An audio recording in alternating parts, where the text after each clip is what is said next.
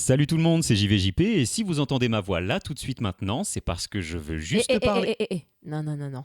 On veut juste parler.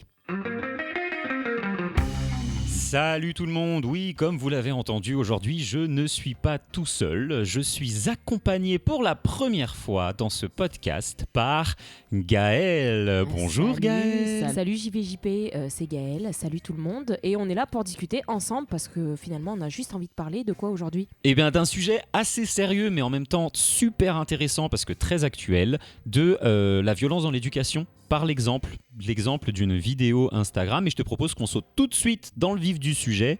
Allons-y. J'ai vu une vidéo sur Instagram qui m'a outré, où il y a un père, je ne sais pas si vous l'avez vu cette vidéo, il y a un père avec son fils dans le bureau de ce qui pourrait être une CPE ou quelque chose comme ça, qui filme en plus la scène, donc on ne sait pas pourquoi c'est filmé, qui a autorisé même la diffusion, bref. Et le père apparemment a été convoqué, donc on va dire par la CPE, parce que son fils voulait faire une activité sportive et ce n'était pas obligatoire. Ce n'était pas obligatoire dans le cursus, sauf que pour pouvoir les faire, le fils a menti à son père pour pouvoir faire ça et faire du sport avec ses potes en fait. C'était vraiment une activité au sein de l'école. Donc voilà, c'était pas pour traîner à droite à gauche. Mais vu que le père a dit si c'est pas obligatoire, tu ne le fais pas, le fils a menti pour voilà, c'est ce qu'on comprend Avoir dans la vidéo. accès, Exactement. à cette activité-là. Et de là, du coup, le père commence à réprimander le fils devant la CPE, une sorte d'humiliation sur la place publique, mais on y reviendra. Et en disant, tu vas voir, je vais bien te régler ton compte, je vais bien te bastonner. Non, mais c'est abusé. Donc, en premier lieu, on va parler de ça, tous les deux, parce que, évidemment, moi, grand défenseur des enfants, j'ai laissé un commentaire. Et je me suis fait bâcher la tronche. Bastonner, j'ai envie de dire. Ouais, exactement. Alors, avec des gens, bien sûr, qui ont beaucoup plus de gens qui ont liké et qui ont apprécié ce que j'ai dit que des gens qui m'ont répondu. Mais commençons déjà par analyser cette petite vidéo. Évidemment, je ne partagerai pas cette vidéo sur le compte pour que vous puissiez vous faire une idée, parce que je trouve ça horrible de partager ce genre de vidéo. Il ne faut pas donner de la force à des gens comme ça, clairement. Exactement. Donc, il faudra prendre notre analyse comme argent comptant, mais vous pouvez nous faire confiance vraiment. Parce on est des gens bien. Oui, voilà, c'est ça. Donc, la première chose déjà, c'est comment peut-on permettre la diffusion de ce genre de vidéo. Ça, c'est quelque chose qui me rend fou. Parce que, en plus, le père, à un moment donné, s'adresse à cette CPE ou cette personne en tout cas, et la personne fait genre, elle est d'accord avec ce qui est en train de se passer. Mais c'est ça qui. Parce qu'en fait, il y a plusieurs points qui sont vraiment choquants et incompréhensibles de mon point de vue dans cette vidéo, et notamment le fait que qu'est-ce qui fait. Quelle est l'intention derrière le fait de vouloir filmer? Humilié. Bah concrètement, c'est que ça en fait. C'est que ça parce que ou alors tu veux te donner je sais pas, tu veux aller poster ça du coup après sur les réseaux, tu veux le montrer à ta famille, pourquoi tu as besoin de filmer le fait que tu es chez la directrice ou chez la CPE ou peu importe et que tu vas t'énerver sur ton fils et l'insulter, l'humilier, le menacer, et tu as besoin de filmer ça et pour aller le mettre sur internet derrière? Ouais, Vraiment, ça n'a aucun sens pour moi. Bah, ça a du sens si tu veux faire le mec dominant, fier de sa façon Ouais, d'éduquer. mais du coup, t'attends quoi derrière ça? T'attends que les gens derrière te disent ouais, t'es un super-héros, bravo, il faut défoncer tous nos gosses? Je suis même pas sûr qu'il attende quoi que ce soit des autres, mais juste pour lui. Il se dit ouais, voilà. C'est sa collection, quoi. Comme ça, après, et ça veut dire que le c'est soir, après, le gars sur son canapé, il regarde son téléphone et il se dit ah ouais, je l'ai bien défoncé ce jour-là. C'est bref, bon, mettons ce côté-là mettons ce point-là de côté, parce que on ne sait pas qui a demandé à filmer, qui a décidé de filmer, de mettre sur Internet. Donc, on a supposé des choses, mais essayons de rentrer dans vraiment le concret de cette vidéo. Le discours du père. Ben, en même temps, je trouve que finalement, tu vois, on met ça de côté, mais quelque part, ça dit beaucoup et ça va dans le même sens que Bien justement, sûr. si ton intention, c'est d'humilier, de menacer, de montrer comment on dit, d'asseoir ta position de dominant, forcément, derrière, tu as le discours qui va avec. Ce qui est sûr, c'est que le père voyait qu'il était filmé, parce que il me semble qu'il jette 2-3 regards à la caméra et que l'enfant regarde directement dans le téléphone aussi, il me semble. Donc il sait qu'il est filmé. Si ce n'est pas lui qui a demandé de filmer, en tout cas, c'est validé. Le fait d'être filmé, c'est quelque chose qui est validé. Donc oui, on est d'accord, ça en termes d'éducation, il n'y a beaucoup de rien qui va. Je veux dire, même au niveau de la directrice ou de la CPE, mais non, mais au ça niveau va pas des du parents, vraiment, Ça tout le va monde pas est du tout. d'accord, tout le monde s'est serré la main, tout le monde s'est dit ok, cet enfant, on va lui pourrir la life et on va lui pourrir les prochaines années de sa vie. C'est bien ça le fond du problème, c'est que là, personne ne défend l'enfant même s'il a fait la bêtise de mentir à son père, on y viendra après dans les commentaires, mais c'est ce que j'ai dit dans les commentaires, c'est que si l'enfant s'est mis à mentir, pour quelle raison un enfant se met à mentir? Mais parce qu'il a l'impression de ne pas pouvoir dire la vérité à ses parents, c'est surtout ça. Et d'ailleurs, il a raison dans les faits. Au final, il a eu raison. Parce que s'il avait dit la vérité, il n'aurait pas pu faire le sport. Et donc, il ne pouvait même pas s'amuser avec ses potes. C'est-à-dire que tu es obligé de rentrer. Et il y a plein de gens qui vont dire oui, mais s'il a déjà fait plein de bêtises. Mais un enfant qui fait des bêtises, c'est un enfant déjà. Déjà de base. Et puis, il y a bêtises, il y a erreur. Il faut distinguer tout un tas de choses aussi. Bien sûr. Mais c'est surtout le fait que à quel moment tu interdis ton gosse de faire une activité qui n'est certes pas obligatoire, mais en plus ça fait pas l'air d'être payant. C'était sûrement quelque chose qui était, c'était le mercredi après les cours. On le comprend dans la vidéo que c'était le mercredi après les cours. Donc laissons-le être dans l'enceinte de l'école et profiter de ses amis et de faire du sport en plus. Mais tu sais, on en revient toujours un peu au même point. C'est la philosophie d'éducation et comment on voit les enfants, etc. Parce que si effectivement t'es sur un délire de punition, sur un délire d'humiliation, de voir ton enfant comme quelqu'un qui fait des bêtises, qui a besoin d'être corrigé, qui a besoin d'être maté, bastonné, etc., ça montre bien qu'au final, de toute façon, t'as une façon de voir le monde et l'éducation et les enfants comme des êtres à dresser. Exactement. Et à punir. J'ai déjà dit, punir dans l'éducation, mais c'est aussi... si tu as besoin de passer par l'humiliation, déjà, c'est que tu n'as rien compris. Par la peur, c'est l'éducation par la peur, en fait. Et c'est du dressage, c'est comme un chien, en fait. Et ça ne fonctionne pas. Et surtout, tout le monde va dire, même dans les commentaires que tu as eus, etc., c'est beaucoup des gens qui vont dire, moi j'ai pris des tartes et ça m'a pas fait de mal, et je suis toujours vivant, et nanana. Et c'est en même temps les gens les plus névrosés, qui ont le plus de trauma et qui perpétuent le plus de mauvaises choses. Mais évidemment, il suffit de s'intéresser un tant soit peu à l'éducation et à l'évolution du cerveau d'un enfant et donc d'un être humain pour comprendre que de toute façon, la méchanceté, parce qu'on en est là, la méchanceté, ça ne fonctionne pas. Combien des gens que je connais, qui sont autour de moi, qui vont te dire ouais, mais une fessée de temps en temps, ça fait pas de mal, et punir, ça fait pas de mal, et ci, et ça. Et on peut aller de la manière d'exprimer ce genre de philosophie la plus simple et la plus innocente en apparence jusqu'à défoncer son gosse, tu vois.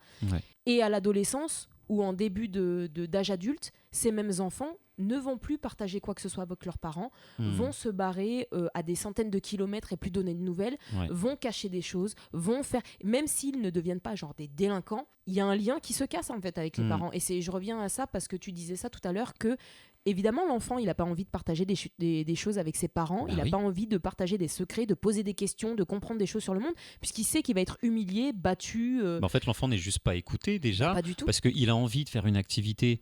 Et pourquoi les parents s'opposent à ça? Peut-être qu'il y a une raison d'emploi du temps, etc., machin, que c'était trop serré, que le mercredi, ils ont autre chose à faire. C'est possible, mais pourquoi juste ne pas expliquer à l'enfant, tout simplement? Parce que j'aimerais en revenir à ce côté éducation par la peur, qui du coup n'est pas une éducation, c'est un dressage comme on disait, dans le sens où l'enfant n'apprend rien. Il apprend un réflexe, donc techniquement il n'apprend rien. C'est-à-dire que je ne peux pas dire la vérité à mon père, parce que le cerveau d'un enfant, il est très intelligent, il comprend tout, mais en même temps c'est extrêmement simple. Si je ne peux pas dire la vérité sur un truc, je ne peux pas dire la vérité sur quoi que ce soit. Exactement. Donc il va se mettre à mentir sur tout. Et les conclusions se font très très vite dans le cerveau d'un enfant. Mais bien sûr. Et même des fois quand on a toutes les bonnes volontés du monde et qu'on essaye de faire de l'éducation non violente, etc., on peut quand même se tromper et donner à croire quelque chose à l'enfant qui n'est pas notre intention première. Alors en plus, si dedans on parle de bastonner son gosse, non mais on va trop je loin. vais te régler ton compte, je vais te bastonner. Ouais, tu menaces de mort, comme tu disais tout à l'heure. C'est incroyable. J'aimerais que vous puissiez voir un petit peu, quand on parle l'un l'autre, les réactions de l'un l'autre, parce que c'est vraiment, oui, évidemment, mais avec les bras grands ouverts, avec la tête, tu fais bah oui.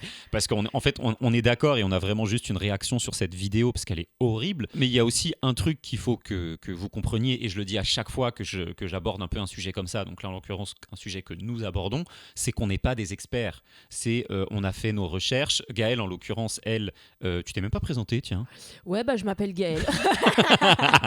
Je m'appelle Gaëlle, je suis comédienne et artiste en général, et puis je suis surtout maman depuis 2 ans. Voilà. D'où le fait que, 2 ans et demi même, et d'où le fait que, si, moi je suis carrément experte en fait. Non, c'est pas vrai, mais et pour aller dans ton sens et en même temps pas du tout, oui, on peut ne pas être parent ou ne pas être expert, ou être parent et ne pas être expert, ou être expert ou machin, mais on a tous été l'enfant de quelqu'un en fait. Exactement. Et ça, moi personnellement, j'ai grandi dans une maison où on avait peur, ouais. Effectivement, on avait peur de. Et je dis ça, j'aime mes parents, ça n'a rien à voir. Mais comme la majorité des enfants, en tout cas en France.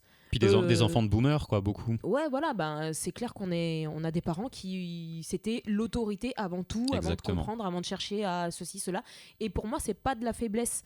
On entend beaucoup, tu vois, oui, le gentle parenting, la parentalité non violente, etc. C'est vraiment un truc de faible, c'est vraiment un truc de oui, mon amour, s'il te plaît, machin. Déjà, c'est complètement pas comprendre ce que c'est. Ouais. C'est faire aucune distinction entre. Il y a 4 types d'éducation. Il y a l'éducation autoritaire, donc c'est celle dont on est en train de parler, pardon. Il y a l'éducation qui est souvent prise justement pour de l'éducation non violente et qui va être prendre en compte les envies de l'enfant et non ses besoins et avoir une absence totale de cadre. Il va y avoir l'éducation vraiment laxiste, donc en gros c'est les enfants qui sont complètement livrés à eux-mêmes. Et enfin l'éducation dite non violente ou positive qui va être mettre un cadre à l'enfant et à l'intérieur comprendre ses besoins et le laisser explorer certaines choses. Mais évidemment qu'on ne dit pas à notre enfant vas-y, n'hésite pas à jouer avec des couteaux. Oh mon chéri, tu veux pas te coucher, il est minuit et quart, il n'y a pas de problème. Évidemment que non. Non, c'est juste amener des limites et un cadre, comme tu disais, de façon simple et délicate pour que l'enfant comprenne. Un enfant ne comprend pas quand c'est brusque. Il va juste avoir peur et ça va devenir un réflexe. Et donc là, on en revient à ce que je disais tout à l'heure. Juste pour terminer là-dessus, ce que j'ai oublié, ce que j'ai pas terminé de dire, c'est que quand je dis qu'on n'est pas expert, c'est qu'on n'est pas des professionnels. Oui. Mais en l'occurrence, c'est vrai que Gaël s'est énormément renseigné justement pour ne pas transmettre des choses, parce qu'on parle beaucoup évidemment avec Gaël, sinon elle serait pas là aujourd'hui. On parlerait pas de ce sujet parce que c'est un sujet très très sérieux. Et on se permettrait pas d'évoquer ce sujet-là. Mais voilà, elle s'est beaucoup renseignée, elle a lu beaucoup de bouquins, elle se remet beaucoup en question. On en parlait encore tout à l'heure avant d'enregistrer le podcast. Donc il y a vraiment plein de choses parce qu'un enfant qui va faire une crise et qu'on va appeler caprice, ce n'est pas ça en fait. Parce qu'on dit caprice et du coup on dit c'est péjoratif, mais non. Il y avait pareil, je suis tombé sur une autre vidéo, moi je laissais un commentaire en dessous de cette vidéo en disant merci avec 3 cœurs à la dame, parce que l'enfant en fait, il faisait un caprice, je mets des guillemets, je mets des air quotes là, avec mes doigts, c'était en fait une petite crise émotionnelle, donc il avait des grosses émotions et la mère lui a parlé calmement, elle lui a expliqué pourquoi les dessins animés c'était pas maintenant, elle a voulu un peu détourner son attention parce que c'est comme ça aussi qu'on fait avec les enfants. Les enfants peuvent être concentrés sur une seule chose à la fois. Donc si on arrive à le détourner, pas de ses émotions, le laisser vivre. Des écureuils. Oui, c'est un peu, oui, c'est ça. Si on arrive si on arrive à l'accompagner dans son émotion pour ensuite, parce qu'une émotion c'est 90 secondes. Hein. La durée de vie d'une émotion c'est 90 secondes. Si ça dure plus longtemps, c'est que c'est vous qui l'alimentez par une blessure qui était là, etc. Machin, mais bon, là, je digresse. Et du coup, ensuite, elle essaye justement de diriger son attention vers autre chose. Est-ce que tu veux m'aider à faire quelque chose ? Est-ce que tu veux m'aider à mettre la table pour le dîner ? Je te rappelle que tu pourras regarder les dessins animés après. Donc, on lui rappelle qu'il pourra quand même les regarder, mais c'était après, comme c'était convenu, etc. Et puis, à la fin, l'enfant s'est calmé. Il est parti aider, je crois que c'était sa sœur, à mettre la table. Et puis voilà. Et la crise était passée. Et je peux vous assurer que ça a duré 10 fois moins longtemps qu'un parent qui dit « Non, il n'y a pas de dessin animé, c'est comme ça et pas autrement. » Ça a duré beaucoup moins longtemps. Clairement. L'enfant n'est pas parti dans tous les sens. Quoi. Clairement, c'est pas toujours facile. On est parfois fatigué, on est parfois à bout, on a passé une journée de merde et ci et ça et machin et truc. Donc il y a des moments qui sont beaucoup plus difficiles à gérer et des fois on fait des erreurs, moi aussi.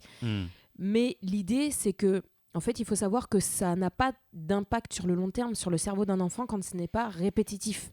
Quand c'est pas violent, quand c'est pas répétitif. Donc bien sûr qu'on peut se tromper si après c'est quelque chose qu'on essaye de changer dans notre comportement, notre manière de voir les choses et qu'on essaye et qu'on arrive à ne pas répéter. Et surtout, on peut aussi s'excuser. Moi, je suis pas du tout le genre de parent qui pense que parce qu'il a 2 ans et demi, je peux pas m'excuser. Mais et non, comment après je lui apprends à s'excuser derrière et à comprendre qu'il a fait quelque chose qui était pas qu'il a blessé quelqu'un par exemple et apprendre à essayer de réparer les choses ou à être un meilleur être humain. Mais c'est pareil, comment un enfant apprend à mentir ? C'est sûrement qu'il a vu ses parents mentir. Un enfant reproduit ce que fait ses parents. Donc à partir de là, vous voyez votre enfant qui fait des trucs, il y a des trucs marrants, hein. D'un coup un gamin de 2 ans et demi qui dit merde, c'est mignon, c'est extrêmement mignon, mais tu te dis bon, je vais peut-être faire attention un peu autour. Exactement. Parce qu'à la maternelle il dit merde, c'est pas ouf, c'est pas ouf, mais ça fait sourire. Mais voilà, c'est ce genre de choses, parce que autant on trouve mignon quand ils reproduisent ce genre de choses qui sont innocentes, autant le reste aussi ça va être ça. Bah, c'est un miroir que tout le monde n'est pas prêt à accepter en fait. Ouais, c'est vrai, c'est exactement ça. Bah oui, parce qu'un enfant, il va, comme tu dis, il reproduit tout. Moi, par exemple, je remarque en ce moment que mon fils, il va beaucoup faire des Allez. Bon, bah ça, c'est clairement moi. Ça, c'est clairement Ah oui, moi. c'est toi? Oh, ben dis donc. Et du coup, bon, ben, au lieu de lui dire ne fais pas ça, je t'ai dit qu'on parlait pas comme ça, je vais lui expliquer c'est pas comme ça qu'on parle. Et après, derrière, ben, moi, je vais faire attention à toutes les fois où je le fais, en fait. Et d'ailleurs, c'est hyper bien parce que, évidemment, c'est pas très poli.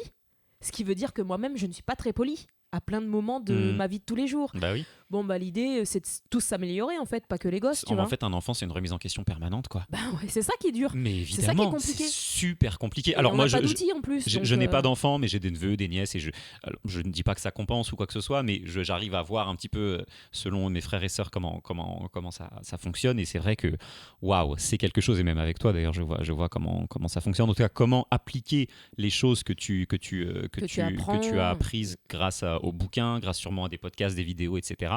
Et puis même grâce à toi-même, parce qu'on arrive à avancer aussi en se remettant en question. Un enfant, c'est comme tu disais, c'est un miroir, et du coup, c'est une remise en question permanente. Mais oui, puis c'est très difficile, tu peux pas être parfait non plus, hein, ça Non. c'est certain. Non, mais tu peux ne pas être comme le papa dans la vidéo.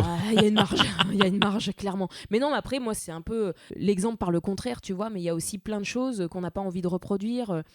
Parce que c'est des choses dont on ressent encore l'humiliation ou la peine ou la douleur aujourd'hui en ayant des 30, 40, 50 ans, 20 ans, 30 ans, peu importe l'âge qu'on a, tu vois, mais il y a encore des choses, si tu es un petit peu conscient et que tu te regardes faire, tu te regardes agir, si tu te regardes faire, tu te regardes agir et penser, normalement, il y a un moment où tu te rends compte que, ok, il y a deux, trois petites choses qu'il faudrait améliorer et guérir quand même. Tu vois. Une petite remise en question de temps en temps, ça fait pas de mal, et aller creuser, c'est douloureux, mais c'est vraiment pour le meilleur par la suite. Et pour revenir justement sur la vidéo, il y a des gens qui ont mentionné, après on parlera vite fait des commentaires, mais c'est pas non plus le truc le plus passionnant du monde, parce que les gens, bref, on en parlera après. C'est pas si original en fait. Non, c'est vraiment courant. C'est que le père, il a dit... à cause de toi, je me déplace encore, quelque chose comme ça. Et du coup, ils me disent, dans les commentaires, ils disaient, oui, en plus, t'as vu, il a dit qu'il le faisait. Oui, parce que le gosse, en fait, c'est peut-être aussi une façon d'exprimer quelque chose. Et pourquoi, plutôt que de dire, oui, tu me fais encore déplacer, déjà d'une, c'est ton rôle de parent. Non, mais tu vois, ça c'est comme les gens qui disent tu dois être reconnaissant parce que je te donne à manger, parce que je te donne un toit. Mais attends, mes frérots, en fait, mais à quel moment l'enfant il a demandé quoi que ce soit? C'est la base quand même. Grave. Toi, tu viens, t'as rien fait, t'es tout nouveau, et on te dit, sois heureux que je te donne ça, sois reconnaissant. Non, mais je vais te dire merci parce que tu me nourris. Mais parce que c'est ton devoir de parent. J'ai dit allô. mais bien sûr que oui. Mais il faut sachez que... Petite ref de Exactement. millennials. Si vous avez la ref, dites-nous ça dans les commentaires, ça serait très très drôle. Mais évidemment, laissez aussi des commentaires si vous êtes choqué par ce genre de vidéo. Si vous n'êtes pas d'accord avec nous, vous avez aussi tout à fait le droit de ne pas être d'accord avec nous. Nous, on pense que vous êtes débiles. Non, je rigole, pardon. Mais non, on pense qu'il y a peut-être une petite remise en question à faire derrière. Moi, je souhaite à tout le monde d'aller mieux, de guérir et de se rendre compte qu'on a tous des traumas, on a tous des blessures, ça c'est clair et net. Mais le but, c'est d'en avoir le moins possible. Voilà, tout simplement. Mais du coup, oui, non, donc dans cette vidéo, le père disait ça, et puis bastonné, et puis dans les commentaires, moi j'ai défendu, je dis, mais. Parce qu'en fait, la vidéo, elle était avec Alors, il n'a pas défendu emojis. le père. Hein. Non, bien sûr, j'ai défendu le fils. L'enfant. Exactement. En fait, sur la vidéo, il y avait 3 emojis qui rigolaient fort, tu sais, avec les larmes là, dans le coin des yeux. Et du coup, moi, tout de suite, mon commentaire, ça a été c'est pas drôle en fait. Mais pas du tout. Le gosse est humilié publiquement, il dit qu'il va se faire bastonner, la personne en face, elle réagit pas alors qu'elle est censée être ça, c'est des trucs qu'il faut déconstruire dans l'école. Aussi. Tu vois, moi, particulièrement, en tant que personne noire, eh ben, il y a des choses qui me faisaient rire à une époque qui me font plus rire par rapport à l'éducation et la violence et le fait de la ceinture, le fait, tu vois, du martinet, de la cuillère en bois. Ah mais t'aurais vu les commentaires? Là c'était écoute, parce que c'est une famille noire dans la vidéo et certaines personnes noires du coup dans les commentaires on dit les non blancs sont choqués mais alors nous c'est notre quotidien, il se nous a pas tués. Exactement. Non mais ça t'a traumatisé frère. Ben oui, mais c'est bien ça le problème. Et en plus je voudrais ajouter à ça un truc que je voulais dire depuis tout à l'heure. Donc je vais commencer avec ma première pensée et puis je vais enchaîner avec ce petit truc que je voulais rajouter. C'est que effectivement, moi en tant que personne noire, j'ai dû déconstruire ce truc-là parce qu'on en a beaucoup entendu dans les stand-up, que ça soit français, américain et tout, on a beaucoup entendu ce truc-là de les parents qui nous roastaient, qui nous mettaient des coups, etc. Et c'est vrai que c'est une réalité que j'ai pu vivre, moi et plein d'autres personnes autour de moi qui sont afrodescendants, tu vois. Et effectivement, c'est tellement ancré dans notre quotidien et dans notre culture noire afrodescendante en général que ça nous... On peut en rire en fait, parce qu'on est habitué à ça. Mais déjà, maintenant que j'ai un enfant, je me rends compte de la violence que c'est et de à quel point, quelque part, il faut un petit peu, à un moment donné, en tout cas, détester son enfant pour le défoncer, pour le taper, pour trouver des solutions aussi vicieuses que vraiment d'humilier et de faire mal physiquement et faire mal à l'âme de l'enfant. Je sais que je vais loin, mais c'est un peu ça, parce que c'est Mais des bien blessures sûr. qu'on garde hyper longtemps. Mais on parle Et- des blessures de l'âme. Oui, c'est vrai. Alors, c'est prouvé dans le sens où on ne sait pas vraiment ce que c'est l'âme, c'est abstrait, etc. Mais il y a des bouquins sur les 5 blessures de l'âme, etc. Mhm. Machin. C'est vachement intéressant tout ça. Bah oui. Et tout ça, c'est un truc que j'ai déconstruit au fur et à mesure parce que je me suis rendu compte que moi, ça m'avait pas fait du bien, que Mm. encore à un certain âge, j'avais peur des réactions de mon père, par exemple, des gens autour de moi. Mais que moi-même, finalement- des fois encore aujourd'hui, il y a des trucs que j'ai pas envie de dire à ma mère parce que je sais que Ben j'ai oui. pas peur de sa réaction, mais je n'ai pas envie d'avoir sa réaction parce que je la connais. Et c'est Exactement. une réaction qui, moi, va réveiller une blessure. Et en fait, c'est pour moi que je lui dis pas au Et on final. connaît quasiment tous ça, Bien sûr. pas tous au même degré, mais Bien on connaît sûr. tous ce truc-là. Et tout ça, en fait, si tu te poses 5 minutes, c'est pas normal, en fait. Bah Mais non, c'est absolument pas tu ne normal. devrais pas avoir peur de la réaction de tes parents. Exactement. Ni Donc peur de tes parents tout court d'ailleurs. j'ai fini par déconstruire cette pensée-là. Et maintenant, c'est pas des trucs c'est des trucs que je reconnais, par exemple, dans les stand-up. C'est des trucs pour lesquels je peux avoir de l'empathie et me reconnaître, mais c'est des trucs qui me font plus rire, que je trouve plus drôle du tout. Ouais. Et ça, je voudrais le lier à un deuxième truc dont je voulais parler. Ouais. C'est que il y a plusieurs autrices, et notamment une auquel je pense. C'est pas la seule, mais elle vient de sortir un bouquin assez récemment.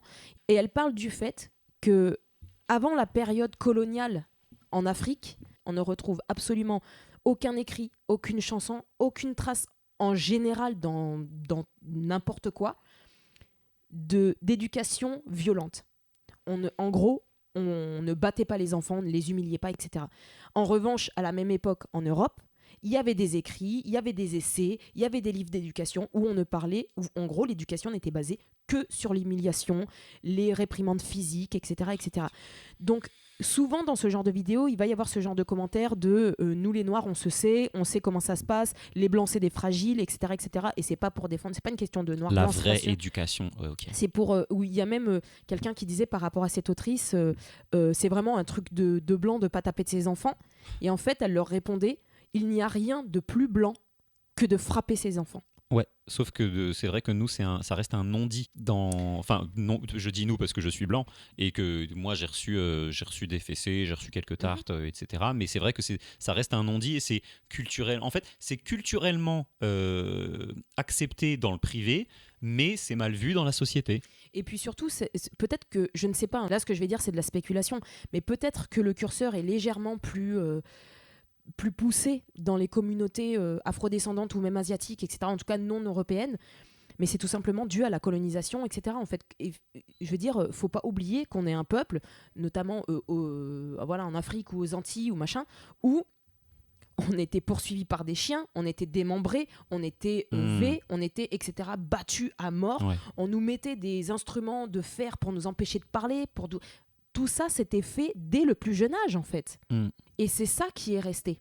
Et c'est ça qui est resté dans la tête des descendants d'esclaves ou même des Africains qui n'ont pas été esclavagés, mais qui ont vu leur famille être déportée. C'est que l'être noir a besoin d'être maté. L'enfant a besoin d'être maté, être dressé, etc. Et c'est comme ça que c'est resté et que c'est devenu un truc de noir ou un truc d'asiate, tu vois, le truc de prendre la chaussure, de la balancer. Ouais. Alors qu'en fait, c'est quelque chose qui a complètement été imposé et importé par l'Europe, en fait. Donc la violence, en tout cas envers les enfants, est beaucoup plus originaire de l'Europe que de Oui. n'importe où Après, d'autre. évidemment que la violence, Il y en a elle est d'autres partout et bien il y a sûr. ci, il y a ça Bah, et machin. si tu prends par exemple, alors là c'est plus misogyne, mais ça part de l'enfance, certains pays asiatiques, je sais plus si c'est en Chine ou au Japon, je ne vais pas me tromper, mais du coup dans certains pays asiatiques, où ils gardaient des petites chaussures et ils bandaient les pieds des femmes parce que des femmes aux grands pieds, c'était pas beau. Oui, c'est ça. Donc là c'est purement esthétique, mais c'est de la maltraitance. Et bon, Complètement. voilà. Mais c'est vrai que, juste pour revenir sur ce que tu disais tout à l'heure, c'était vachement intéressant sur le fait qu'il faut détester son enfant. Mais encore une fois, on parlait du fait qu'un enfant, c'est un miroir. Et du coup, ça veut dire que la personne, le père ou la mère, se déteste lui aussi suffisamment pour taper son enfant. C'est ça qui est aussi assez fou et qui doit, enfin, chacun doit se remettre en question, quoi. Tout simplement, quand on fait un gosse, c'est pas pour le tabasser, c'est pas pour le détester. Un enfant, ce n'est pas fait pour consolider un couple. Un enfant doit être voulu en tant que nouvelle personne, pas en tant que ça va sauver mon couple, pas en tant que viens, on fait un gosse. Non, c'est pas ça. Il faut, en plus, encore plus aujourd'hui, l'argent, etc., machin, c'est compliqué, pouvoir d'achat, etc. Il faut vraiment y réfléchir, il faut vraiment se poser. Et c'est pour ça que ce genre de vidéo, pour moi, est vraiment d'une violence incommensurable. Et encore une fois, pour rebondir sur ce que tu disais, sur une autre chose que tu disais tout à l'heure qui était très intéressante aussi, ces blagues-là ne font plus rire. Non. Les gens qui se sont un minimum déconstruits, je sais que ce mot fait... En fait, moi, ce mot, il m'énerve, déconstruit, je fais juste une petite parenthèse, parce qu'en fait, ça devrait pas être déconstruit, ça devrait être normal. Sauf que vu qu'on a été construit avec ça, on est obligé de le déconstruire. C'est ça. Et il y a un jour où cette déconstruction sera la norme et on ne devra plus dire déconstruit. Mais bref, parenthèse fermée. Mais c'est pareil, par exemple, sur les blagues misogynes. Ben oui, en fait, tout ce qui fait des blagues autour de... J'ai une anecdote après, tu vas voir, mais vas-y, termine ta phrase. Tout ce qui fait des blagues en plaçant la victime comme le dindon de la farce, en fait, faut arrêter. Exactement. Et puis surtout, victimiser l'agresseur aussi. Ça, oui, c'est c'est assez ça, incroyable. le rendre... c'est lui qu'on va... à qui on va donner de l'empathie, en fait. Exactement. Et du coup, j'ai une petite anecdote pour ça. C'est une anecdote familiale pour vous montrer que l'évolution dans ma famille, on n'y est pas encore, mais voilà, c'est des schémas qu'ils ont appris, etc. Mais c'est surtout qu'aujourd'hui, ils se sentent seuls quand ils disent ce genre de choses. Par exemple, on parlait, donc je suis allé voir ma grand-mère la semaine dernière, et mon oncle est passé nous voir, etc. Bon, bref, peu importe. Et on a parlé à un moment donné du procès Mazan. Ouais. Gisèle Pellico, etc. Voilà. Ça fait flipper déjà le début. Ouais, mais en fait, c'était juste on était tous d'accord pour dire que c'est horrible, c'est machin. Et mon oncle est d'accord. Mais il y a eu la blague de oh, mais de toute façon, elle l'avait bien mérité, hein. Voilà. Et en fait, le malaise s'est installé, mais pour lui, parce que moi, en fait, personne n'a donné du crédit à ça, ben, personne n'a été dans son sens, personne non, ne lui a passé de la pommade de oh, il est un peu lourd, mais c'est tonton. Non, après il a dit. Alors personne n'a cet accent dans la famille. Non, personne. Et du coup, en fait, j'ai regardé ma cousine qui était à côté de moi avec les yeux grands ouverts parce que je me suis dit, mais attends, est-ce qu'il l'a dit pour de vrai ou pas? Genre en sachant que c'est une blague, mais est-ce qu'il l'a dit pour de vrai? Je dis, c'est pas possible de dire ce genre de choses. Et du coup, dans la blague, il victimisait Dominique Pellico, donc le mari, et la personne qui le méritait, c'était du coup la victime. Bah oui. Mais c'est horrible. Une inversion complète de la Exactement. réalité. Sauf qu'en faisant des blagues comme ça, et c'est aussi comme ça que ce verbe est surutilisé, mais que ça normalise cette inversion. Et c'est ça qui est vraiment horrible.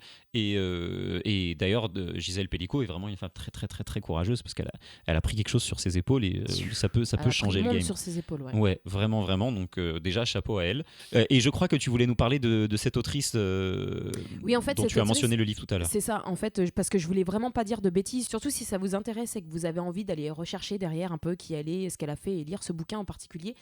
Elle s'appelle Stacey Patton et donc elle est américaine, elle est journaliste, elle est autrice, elle est conférencière, elle est aussi professeure d'université et le bouquin en question dont elle faisait la promotion et dont elle parlait, voilà, ça s'appelle Spare the Kids, donc Spare the Kids, Why Whooping Children Won't Save Black America.